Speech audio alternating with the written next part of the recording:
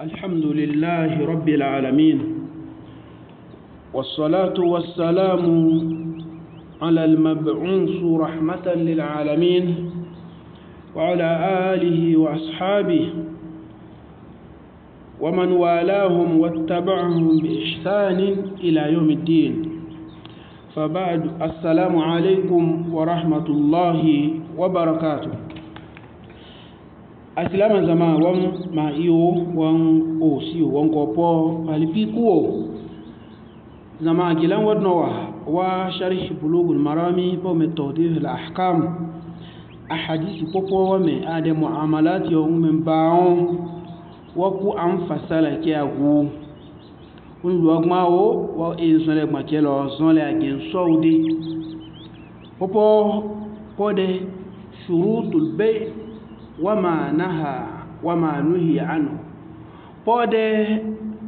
la ya ako po kale mpo wagiyo po honke la ya wo mpo wa kungo kewo afe wa ku agu to anyi Aisha hadisi yeme kula hadisi gmayo wa hadisi bikoke to wala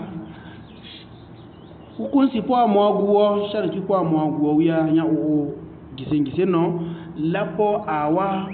amfani ke lowa zama luwade sun asiwanu ana Aisha radiyallahu anha wa febisi Aisha kinya radiyallahu anha lo yoda tabata keme Aisha wa aslama mu'minu pi andai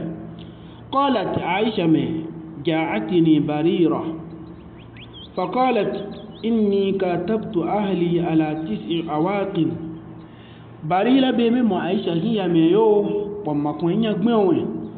ke popo ade zo popo awa vi zo wo man no kun ke popo azian kin ama e oge azian kin afian bo abobison ade yo dirhami mem blabla ile kyonkwi de mo wala me wiqiya men do dirhami mem blanwe to dirham men blabe ele kyonkui dirham men blason ade wura a garam mensinyo wa men do balele sinyo ale dolo wa ulawa me garam beyo wura po beyo banki de no me awo a won vale po la po won ge fere banki de o me ayo no fi amale yo de won so won Barila me lawa makon yan gbin onwe ukiya be won be ale kyon ku ya fiabo to afiabo la awe akin fi kulli amin uqiya won pi guson uqiya be men do ya le afiabo wato dirham men bla ya le afiabo won pi go fa atini fa qultu إن أحب أهلك أن أعدها لهم ويكون ولاؤك لي فعلت كبريلا معايشة كنيا كم وعايشة ما عايشة نيو تون بجوا وي wọ́n pa makun yan fi ambo nígbà yan zian e kiani gon wọ́n musu onde zo on loge wọ́n be pama to mo wọ́n be fi ambo go be nyan ko ma musu mema on consanti mema gona wali watum mema kewe go ponde zo mema ke engon we nya pisina sa agoma musue zagobe e Aisha o barila age o gbebi onema fa zahabat barilati ila ahliha e age abede pio kinya ke age kinya فقالت لهم يا أنما فعبوا عليها كا أنلا با عائشة ويبي ولي ياجي وتو آجي أوينيا أفيابو إيغون وين أما ويواجي وديادي ويواجي ووهاركا وفي جلانتو أغا ويوا تبيبلي أو تنبي وغا أم تبيبلي نيولو عائشة مي أو أفيابيبو أما أنشار تبي ويبي يو بي كونسيلو to an fi abone api e agon lambe tawa wi to bari la bi kese Aisha hon to bible to Aisha me kese son to gbe kuwe a Aisha to bible yan api son a Aisha to bible to gilan be tawa wala ke hukun si po fun mo tawo gbe bi o yaji فجاءت من عندهم ورسول صلى الله عليه وسلم جالس كبريلا مزاج مبيوكنيالي النبي صلى فقالت إني قد عرضت ذلك عليهم فأبوا إلا أن يكون الولاء لهم بريلا بما عيشة كما أولما لابوا مكوين بي أمني ممي مكي fian po ma die ma bonya mi gbage gwenwe nke menya fian bibo an alama pisa sa ma alama pisa agun kinye gela wa me gwe yo ne gwa visa manya koma kinya to nke se ma ma tu bible to ma fi ma kese nya ma tu bible to gme we o mengon nya ma tu bible lambe tawa kima ona ame wagie wa we fian bo Aisha ama manya pia gon kinya lapole wele ke biya yake ukiya ya gi okuma to wa hadise be fahima ke wa e shariti po waji aslama ke gu abuye gbe bere mo we zama wa sun po wa malabo annabi sallallahu alaihi wa sallam fasami annabi annabi an fe bima fa akhbarat aisha annabi sallallahu alaihi wa sallam فقال خذيها واشترطي لهم الولاء فإنما الولاء لمن أعتق أنا عائشة رضي الله عنها بليلة بيانلو وفي فيان بوني غوبي بليلة يكون غوبي نمونن كو نمني زانيا كيبي مبي من غوزا ولي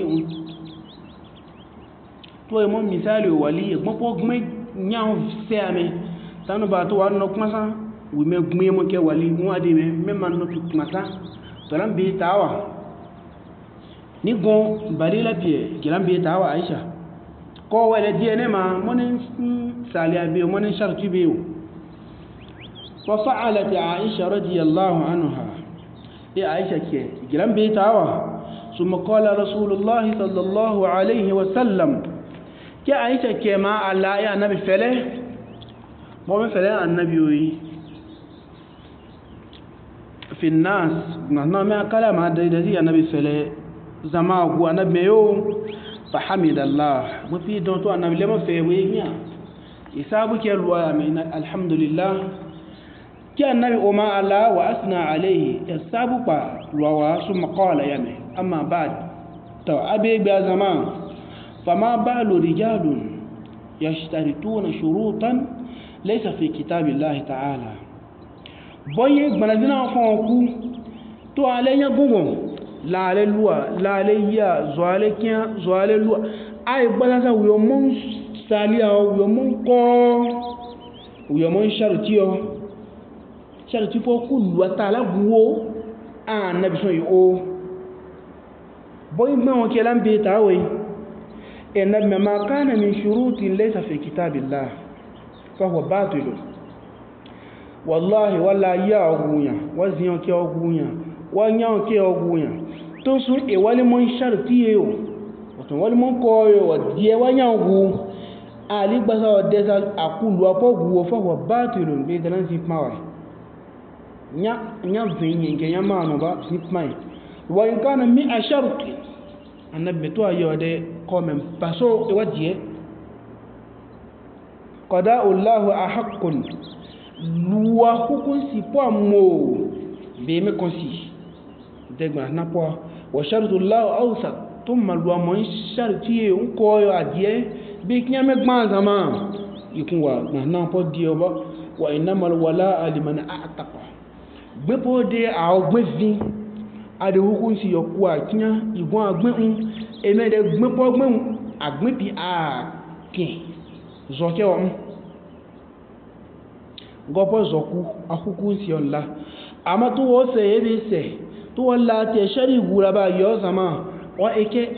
se ti aginwe e wala ya o yan bu e to wa hala ka wa ken kun na po akun wali ke o ndu agbon o wa fe piata o ata e aguwe pisansa domi ado ko aslama ke gu gbepo ad ku gbepmele ozi lam bilal wa e Abubakar Siddiq ya nke ya gonwe won adasi amaki an kin gba do an fiya ke an yi ko an kinya lo ba Abubakar Siddiq podi an kin za zo ya gonwe nke an nya me agon sanu wato o me gonen sa wali pin ke o ala anno ado ake mako to boyin balila die dio mo ba fiya zo won gbon awele ji lo e mon be o anabi so be o to be sari age ko wa opi empio amo we sama muttafaqun alayhi to hadith be wele wa hadith be imam bukhari alagu ma wa ya ilo imam muslimu lagu sama wa ma yu'khazu min alhadith to hadith selati yasa zama bo amfani yo ewa hadith fi guwi istakhraju minhu ma yazidu ala 400 fa'ida wa efa portala bidille tawdih alahkam am hadith po ebe wallahi ke dono kale ke hadith fi kwa zanya po passé ke balilanya barira nya gmepi ozango aisha barila zango aisha annabi ozango hukunci po annabi fele utuba po akegba no na zango hukunci za la ya za zola ko za nya ogungun ko gu ahkamu popo dona boagu ame ade 400 fa'ida amfani bu dodo apo dona mo wala ade mem baso le sinyo zama ama wapi o fe po wa mola nyapo wi o wele wali fe pe ogu mede hali po wa zinsen wa ku ogu mpo wa amfani ebetio do wapi wo de chugo ne nwo ama wapi wo ku haraka ogu e kumegu dunia gu poto gudo agi gesu keyo muamalati gbede pi ke dunia gu e ba gbon wule apo donc to be e po kun si wono mpo wo ku po ahali gu wo ku wo be yan gun ama wo gbon wo da na chugo ne nwo me aka chubo apibui ya we achuke de me adon apile won gbe yo sama ma wa me anna at-taslim al-mabi min uqdat al-ba'i donome to suwa hadith bi amfani po ku aguwo sama láti ya to wasu wa hadith bi amfani po ku aguwo wa eke sinya gbogbo zoke wo mela gbogbo zoke adide meyo zopi hali pi ademe gonvi faye wo bi okun ela ma to abi gbe olo qawluhu shurutan laysa fi kitabillah ibn qayyim meyo te wa ma annabi mela to wo su mon koyo ومن شرطيو الشرطي eko popo wosumo la yagu nyagungun agu e akupo lu npo anabi oguwo de de la zipma wa adeta igun adeyan fe ngun ke wadu ni apo wo ku agu wa ble nke sharti po wa die pi sansan iwa e Qur'an gu wa e hadisi gu to mbo yin anabi do o me ko hadisi kula wa fasara ki agen ame al muslimuna ala shurutihi asilamu ọhún makun àìmọ́ ìṣẹ́lù tí a díẹ̀ tó àmọ́ ìṣẹ́lù tí a díẹ̀ kí bá tó yẹ́pì àríyà dalili e alkùránì gòzà yẹ́pì lẹ́lù àpọ̀ sùtákẹ́wó àánà ẹ̀fọ́ sùtákẹ́wó a sùtá ìfihàn pí ọ ní ọkọ̀ àǹfààní ìyàfihàn dúníà bílẹ̀ yẹn ìbádàwọ̀kọ́lé tó àtà ìfihàn tó ń tó bẹ́ẹ̀ annabi hadith ebe ashari gu nyabo efa ya ku akanfi ogu aku giran be tawa to anyi dono alebon konpeke fe yo won se fi gu dasi dono lebon konpeke gbe o me sharu ti pi o awde pele oni gbe o me lan pele tawa ni a misali o zama wa yi ogu ko yoku sharu ti yoku ni yoku wike wa yi ogu zama aku anabi go ama efa me keta enu nyata annabi go sadaki bi pisansa wumo zama go balfi e to wai to zuwe to yongo dasile to wura to tnana apo apie pi zama e to wo pio gmawe wa yiya wa sadaki pio la wo ko kale abuyo de a pisansa wumo wi e awo de wa valisi kete amenso zama est-ce que we valide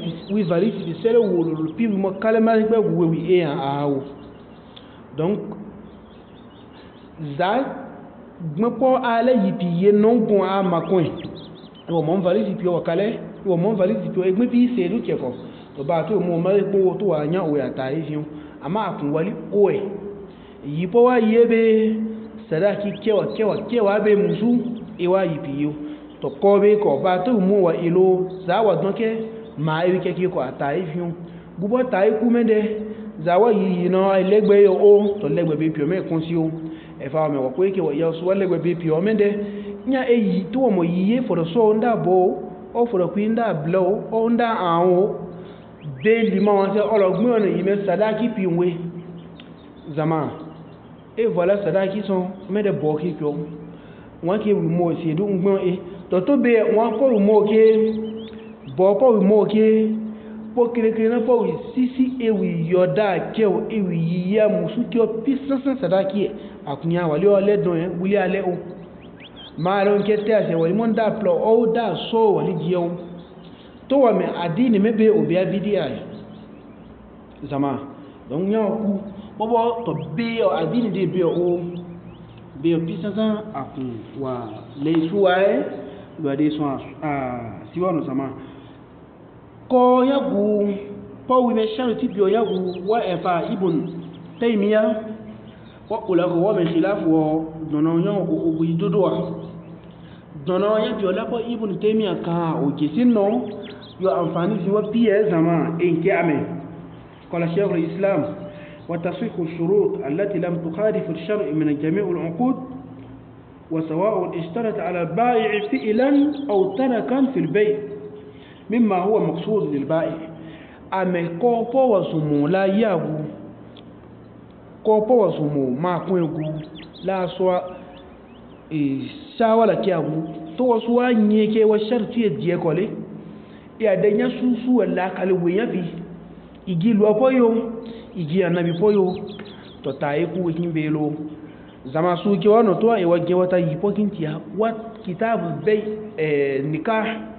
yiyan kote iruru agma o what say don be fi guwa ke kai yiyan kote ama boyo oguwa kula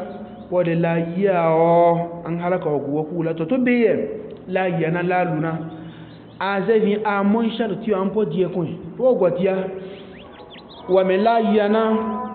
to zama to be wa fa ibnu taymiya ame أو مبيع نفسه فيصيح البيع والشرط تنسون لا ينا ولا لا ينا مومون لا لوينا تو أسو شرطي ديه لو أبسو تاكيو ودونا كوا وزنيا ويوسو تاكيو في أنا بكو سونا كوا موو أدل لا كالويا بيكو أدل مم تبين زنغو أمبي آيو داكيو تو تايو كويلو وفنوا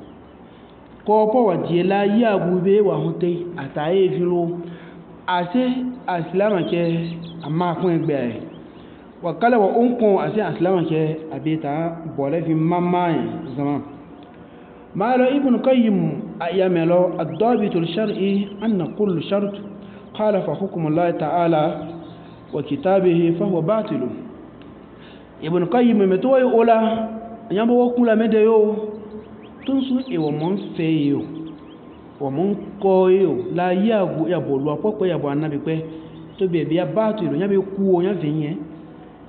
wa ma lam yukhalifu fa huwa lazimun apopo ibo ampo pe o to be nyabe ataye vyote asiyewa fa inal muslimuna ala shurutihim aslam agbende ko ponsu elu amone anabi mone yan ziyawa yan la kallo ya mone ke bo a to yi wasoki etiakewa waliko kale nyabe ta guke ta wabe ya sutaifin an kwayo igi lo apoyo igi anabi poyo ko ataifin lo أما إلا شرطا أحل الحرام أو حرم الحلال أما تو أسلام وصومون كويو أن لا يغو أن يغو لن يغو يدفع لوا دي حرام أن لا بي أن كوبي مومي حلالي Paul wa me halaliye an ko be mo me haramu to to be kyan be me da haram wujin ya sa yake wa huwa ikhtiyaru shaykhuna ibn taymiyyah rahimahullah ibn qayyim to wa fe be gwa nyapo ibn taymiyyah agbagba nwe nyapo so ba wa pi ora zaman wa fe ibu wa idada wa gban bala enwe al muslimuna ala shurutihim hadith ye annami hadith bi fe ibu àmì àsìlámù àwọn ọmọkùnrin ikọ́ díẹ̀ tó pọ̀ bí gbáṣẹ́ lọ sálẹ̀ ẹwọ́kọ̀ àtàyé fi hun tó bí ẹ̀sà máa wàlá yá ọgù pọ́wọ́ná pọ̀ tó fún wọn halaka pọ̀ wíṣù kẹ́kùn pílẹ̀ zama wàsúlẹ̀ wàkẹ́ yánà wúwo ìwọ̀gẹ́ ọ̀pẹ́ halaka píọ́wà wàlúkọ̀ríkẹ́ wàkọ́ kálẹ̀kálẹ̀ zama wàlúkọ̀ríkẹ́ wàkọ́ kálẹ̀kálẹ̀ wákà báàbùl khiyaru gúlá wọ́n bọ̀ agbá òfẹ́ ìlọ́wọ́ yàwọ̀fẹ́ káfíkùn nyame ta ogu lapo agungun ètò agegbo ikon wa nsala jinye buwolo amato akukon aiwe eti akun amakun eti a wa fe age kai wa no iwe kinya bi opisina zama posu de muamalati on wa hadith men ba won be zango wa yagun wa makun za lu yiya za no se za apila wa dodo kon wa insha Allah seyebe wa hadith yebe ogu wa lekan kon wa yono lapo bayani mozawat apo me tawdihul ahkam apo piwa don bulugul marami ashari bigu tae ku son zama lo ade son asiwano lo to ma wizinkew wa fokwa zama wa assalamu alaikum wa